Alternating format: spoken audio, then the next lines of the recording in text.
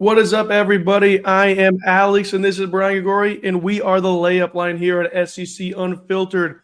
We have so much SEC hoops to talk about today with you guys. Okay, the Saturday slate was intense. We saw some crazy games, a lot of slaughters, but then also some really competitive, really fun games as well. And then we're also going to be talking about our picks for the midweek games. I think they're all predominantly tomorrow. So on Tuesday, and then we only have one game on Wednesday. So Tuesday, exciting day for basketball. Wednesday, not as crazy for SEC hoops. And then also, guys, you got to be ready for the midweek because Saturday's going to be nuts. We're going to be talking about that as well. But let's jump right in this one, guys. Make sure you hit the subscribe button. Help us get to 30,000 subscribers on SEC Unfiltered. And make sure you download the Underdog app right now today and use promo code SECU to score $75 in bonus entries when you pay your first $5. Like I said, that's promo code SECU. You don't want to miss out, okay? SECU Underdog right friggin' now. Like I said, we had a smorgasbord of great games this past Saturday. I watched as many as I could while drinking Hurricanes at Pat O'Brien's in New Orleans. It was a blast. But the first one I'll talk about is Mizzou and Mississippi State. Missouri, man, we got to show them some love, give them their flowers. They went off in this game. Mitchell had a freaking game. Love seeing Barrett, love seeing Stone. These guys are just playing really well together. And I think they're a scary team to watch out for in the SEC right now. When it comes to the tournament here in Nashville coming up soon, that's a team I would not be surprised them making a run for it. And then even come March Madness, that could be a scary team because defensively they're there and offensively they're there. And I like this team. They beat Mississippi State 88-64, and this one was in Mississippi. So I think that's a pretty good win. They're a sneaky 20-win team. You don't really realize. Mm-hmm. You look up at one point and they're a 20-win team, and you're like, wow.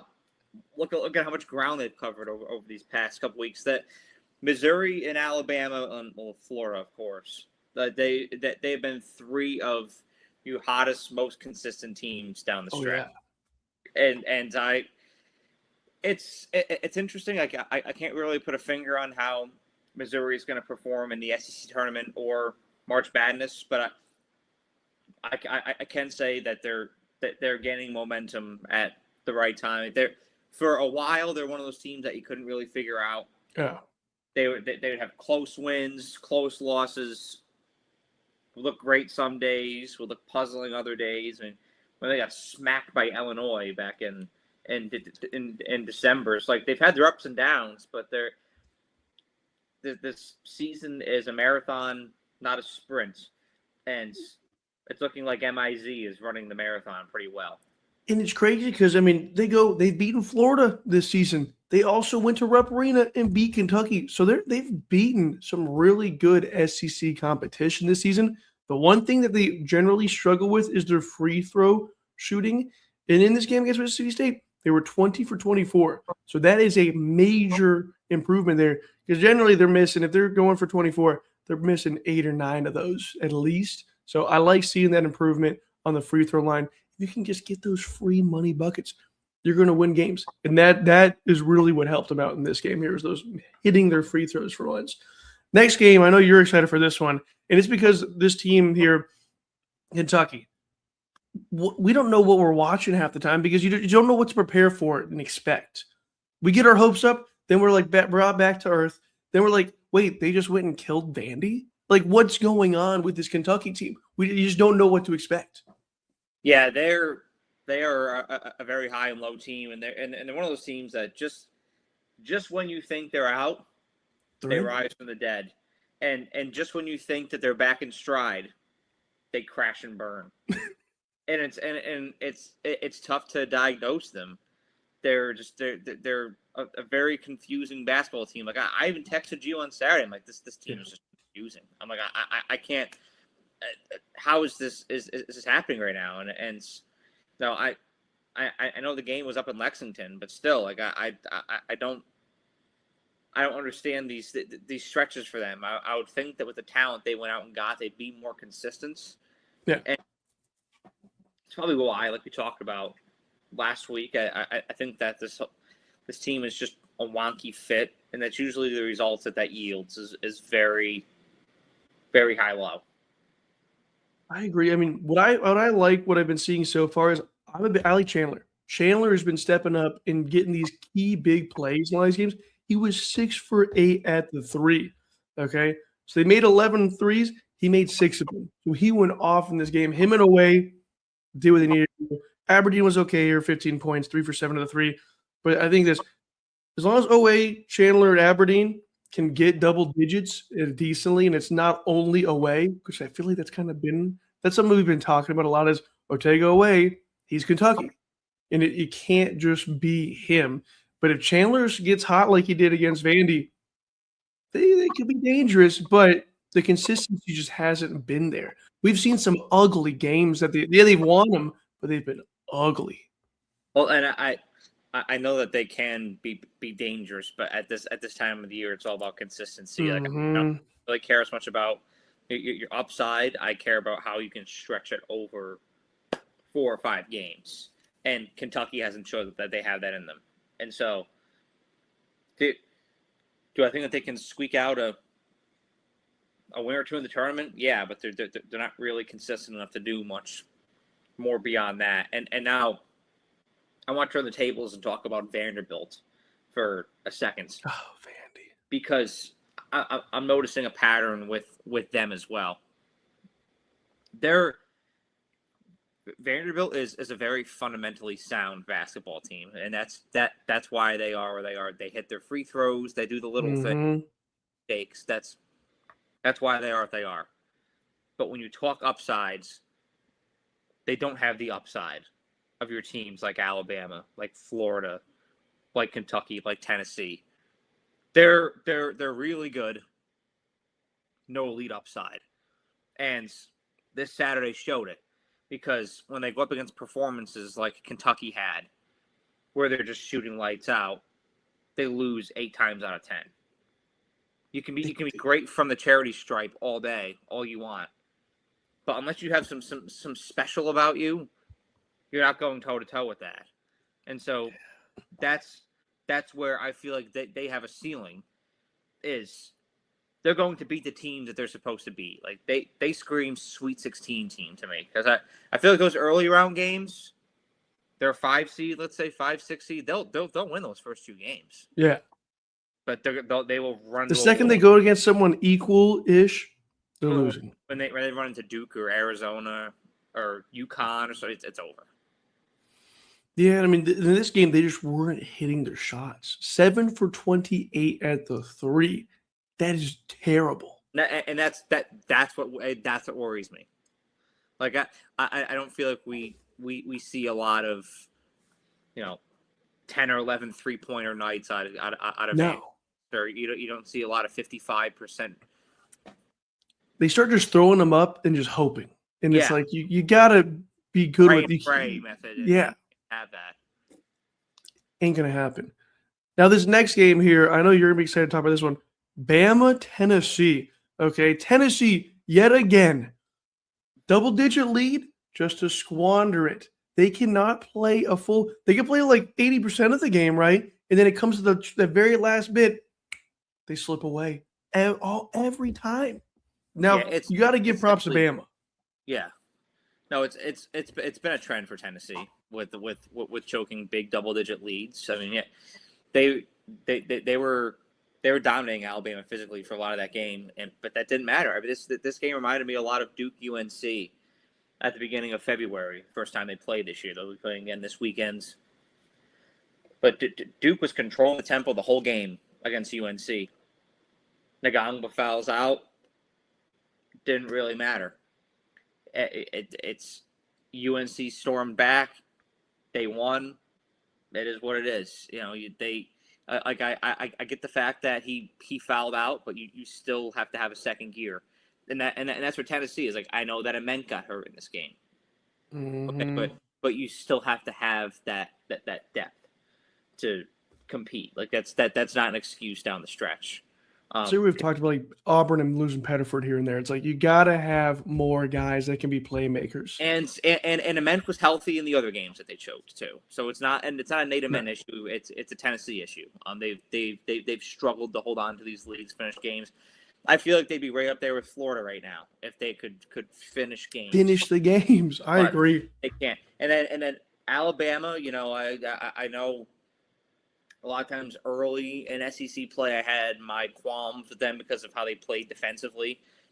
And I still kind of have that concern. I mean, that really hasn't been alleviated. But what I do know about this team is that it has grit. It has heart. It has resilience. I mean, that was a damn resilient win on Saturday, to be losing for 90% of it. And then you still just find a way to claw back in. That's all coaching. That's all Nate Oates. And there was something you said, I believe it was Nick Kelly of Tuscaloosa News that put it out the other day, what Nate Oates said to the team before the A&M game. And I remember that game. I made a little video about it, of how it's going to very much dictate where both these teams go. And it's funny because it did. That's kind of exactly what happened. It was a very pivotal game. Very, very pivotal game. I mean, A&M was number 1 in the SEC at the time. They have now fallen off the face of the earth. Oh, terribly. Could have seen coming. Your boy called that. I didn't predict Alabama to be on an 8-game winning streak. I thought that they had some opponents lined up to where they could get hot, but being able to pull off like they did against Arkansas and like they did against Tennessee too, it says a lot about this team. It's a very, very resilient team. And again, I feel like they do have a ceiling. I acknowledge that. I don't see this team going beyond the Elite 8 just because of how poor they are defensively still. But, man, they can fight their way there. And see, I like seeing teams like we got Wrightsell. If he can get hot like he has been these last few games, 6 for 9 at the 3. Phylon also, I mean, those you can't just be on Phylon. But what I liked about this one, seeing them get a win where they didn't have to score 90 points. They didn't have to score 80 points. They just had to score 71 points. That's what I was excited to see. Some defense. It's a change there. They played Tennessee's game. They beat Tennessee at their own game. And it was a lot of fun to watch. And you're seeing this team come together. Sherrell, Wrightsell, Phylon, Aiden Holloway. It's been a lot of fun. Houston Malek. I saw my boy Houston Malek. There we go. This team has been very much coming into form at the right time, and so I love to see it. Now they have been fun to watch, and it is crazy because like the start of the season, when they were losing those games, and you already said it, like you were hard on them, but I think it was warranted, and now you're seeing like things are coming together. Now I do agree the ceiling part there, but it would be fun to see this Alabama team do something crazy here in March Madness. Well, I think they're a top 3 SEC team right now. I have them at 2nd, right behind Florida, and they earned it. They deserve to be there because they're just playing that good. And when they get there's very few teams in college basketball that can shoot the way that Alabama can when they get hot. And that's that. I mean, Michigan can do it. Oh, Michigan's scary. Arizona can do it. Florida can do it at times, but to shoot the way that Alabama does, and the stretches that they do, it's scary. It's very scary, and they can go toe to toe with anybody out there when they're playing like that. I agree. The next one is we're talking about. It's a slaughter. The Florida Gators. The crazy thing is when you go and look at just the SEC right now and then see when Florida's played them, how they've done. We saw what they've done against Bama, and now look at Arkansas. These are the 2 next best teams in the SEC, and Florida went crazy on both of them, but 77-111. That is not a score I thought was going to come up with this game. Okay, Calipari was furious in this basketball game. Todd Golden was fired up. 7 guys at Florida had double-digit points. Tommy Boy, 22. Condon, 17. Boogie Flan, 14. Urban, 14. Chinyalu, 12. Lee, 13. Brown, 11. This team was just hitting on all cylinders. And I think this one, I mean, they knew they had to beat Arkansas, and I think this was probably the biggest home game they've had since Auburn. And they were like, "We're gonna just go crazy against Arkansas," especially because it was like the last when it comes to the last few games. Bama was obviously a big one. There's some other big ones, but like coming down to the home stretch here, they had to beat Arkansas convincingly because the next one, I mean, they got to go and play Kentucky. I think it's their last game of the regular season in here. So this was a must win, but also win and have it look how you want it to look. And now they're ranked 5 in the country. I did not expect Florida to win back up to be top 5 right now. That's just insane. And number 1 in the SEC. That crazy turnaround. Yeah, it's funny. You look at Florida and they haven't lost in over a month. I mean that's how hot they are. They've been dominant. Multiple 100-point games they've had now in regulation. That's the thing. Not an OT. This is like I don't want to say an NBA level team, but it's what I will say is that it's rare what you have there to have Condon and Haw and Chinyalu all stay back like they have. Like it's a gift. It's definitely a gift to Gator country, and it's very hard to repeat in this tournament the way that's formatted. Oh yeah, having your conference tournament right before the big dance, having to go through that, and then advance on to March Madness and just go continue to do it. It's challenging, but I think that Florida is built to do that again, even given what they did last year. It's hard to repeat, but I think they can do it again. I think that if there was a team to do it, and it's not even like a bias thing, like I think they have the talent. I think it's there. They've been showing us it. In the losses that they had earlier on in the season, we've seen them make those changes that they needed to do to win these other games and do it convincingly. Well, I can tell that Florida looked at those losses. Oh yeah, as opportunities to get better, and there's that's all Todd Golden. That's all coaching. Like there's one of 2 ways you can look at a loss. You can let it define and let the problems in those games continue to expand, or you can bite it right in the ass right there and find a solution and improve on the stretch. And that's what Florida's done. What's crazy too is right now they're going to have the senior night coming up, and it's probably a good chance Tommy Boy's last game over there. And Todd Golden was like, "Look, he's not a senior; he's a junior, so he is not going to be like represented for senior night. So I don't think he's going to stay another year. But God, would that be so cool if Tommy Ha stayed another year and did it? Oh, I'd go nuts if he stayed one more year. All comes down to NBL. All comes down to what he's making versus what he would in the NBA. It's going to be a numbers game. He's going to get drafted, I think, decently. I think he's going to be. It's either be him or Chinyalu, I think, drafted first from the Gators. Chinyalu's probably going to be. I wouldn't be surprised if him. But you also got Condon. Those 3, they're gonna get taken. Curious to see which one gets grabbed first. But what did you guys think of the Saturday slate of games? If you watched the games that we just talked about, what did you think of those games? Also, there were so many other games that happened as well. What did you think of those ones? And let's get into who we think are going to win these Tuesday and Wednesday games for our midweek SEC games. What's crazy is, I'm going to talk about this. I'll talk about this team later. We'll just jump right into this one. Tennessee, South Carolina. Tennessee's going to go and beat South Carolina. I'm not really worried about Tennessee in this game. The talent's just way better than South Carolina. I don't see them choking away a lead to South Carolina. Yeah, I think that they'll hold on to this one. I think that they have more to play for right now too. 100%. Seeding for the SEC tournament. I think they've got more to play for, and for the overall tournament. I like Tennessee bouncing back after the Alabama loss. Next one, Bama, Georgia. Dude, I'm so high on Nate Oates in this team. I feel like could they lose a game before the season, the regular season's over? Yes, but I don't see it happening against Georgia. Give me Bama to beat Georgia. There could be a look ahead to Auburn just because it's the Iron Bowl of basketball, but I don't think that. I think that there's number one when a team is playing so hot that's not going to stop them, and then number 2, playing Auburn is not what it was last year either. Yeah, I have a lot of respect for them as an opponent, and will value them a lot on Saturday. but it's not to where like you're going into I think they win both. A number 3 against number 7. It's not like it was last year. Yeah. No, but give me Bama to beat Georgia.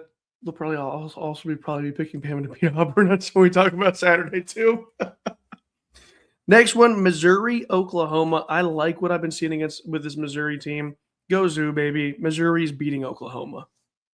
I thought about Oklahoma briefly here, just because they're that wild cards and just exist to mess things up. I feel like they're that team, but I'm gonna go with Missouri too. And I know this one's in Norman, but they had a close game. It was overtime thriller last time they played, but I do think Mizzou's got this one. Next one, Kentucky and Texas A&M.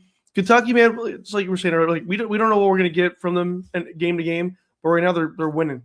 They're not losing, they're winning. A&M's doing the opposite. Okay, they lost to Texas this past weekend.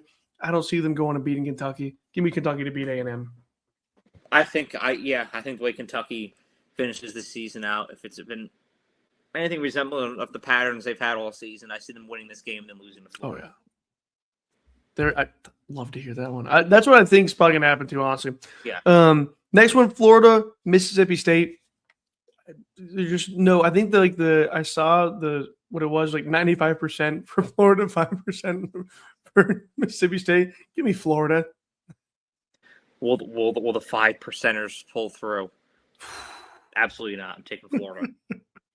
This one actually could be an interesting one. Vanderbilt and Ole Miss. Not liking a lot what I'm seeing from either of these teams, but I think Vanderbilt's going to go and beat Ole Miss. Yeah, I like Vanderbilt for that one too. Yeah. Not crazy. Interesting game. This one's going to be the toilet bowl for this one here. Auburn LSU. I'm putting Auburn here because I think they are better than LSU. But honestly, I wouldn't be surprised if LSU went and beat them too. At this point, like, what are we not going to get from this Auburn team? But give me Auburn to beat LSU. I think I'd rather watch Everybody Loves Raymond than or Home Improvement than watch this game. But nonetheless, Home Improvement's not bad. Tim Allen. I'd rather flick some. I'd rather put Timmy Boy up on the TV than give me some Toy Story. Dude, don't even get me started. Toy Story 3 made me cry. It's not funny. Auburn. I'd Auburn over LSU. Yeah. Makes sense. Then the last one, and I think this is the only Wednesday game, Arkansas and Texas. Texas had a really good win here against A&M, and Arkansas on the other spectrum had probably their worst loss, easily their worst loss of the season. I think Arkansas bounces back. They beat Texas. I'm actually going to go with the Horns here. Ooh, let me see where it is. Let's see. Is this game in going to go with Texas? Yeah, I feel like a loss like Arkansas had to Florida, it's so hard to bounce back from that. That the funk from that game. It's going to carry over. It's almost like when Alabama lost to Georgia in the SEC championship this year in football, and then that first quarter against Oklahoma was just down 17-0. I can see it. I feel like it's going to be that kind of thing. I hope it's a competitive game because even when Texas and Florida played, there was points like before Florida just kind of went on a run there. Texas is a good team. I think some people need to like. This is an old school rivalry too. Arkansas and Texas, so that they're both going to play really hard. I think it'll be a fun game. I picked Arkansas. Brian picked Texas. We'll see who gets this one. I'm curious. I just hope we get a good game here. Hopefully all these games, honestly, in the midweek are going to be good. And then Saturday's going to be the crazy one. The Saturday slate of games, guys, me and Brian are going to be going crazy for those games. It's a good time. Who do you guys think are winning these midweek slate of games? Let us know in the comments down below. If you think we got it right, let us know. I know everyone on Twitter is going to let us know because they always let us know, or they generally tell us their picks after the games happen. So tell us your picks before the games happen, guys. So let us know who do you think is going to win, who do you think is going to lose in these midweek slate of games. Okay, me and Brian can take it. Okay, tell us who you think is going to win. Tell us if you think we're wrong. Trust me, I argue with people about sports all week. So he loves it. Preaching to the choir. Brian's got like a fuel meter, like in Monsters Inc. They get fuel from screams. He gets fuel from responding to people online. He does. But no, let us know who you guys think are going to win these games. And before we go, make sure you download the Underdog app right now, today, and use promo code SECU to score $75 in bonus entries when you play your first $5.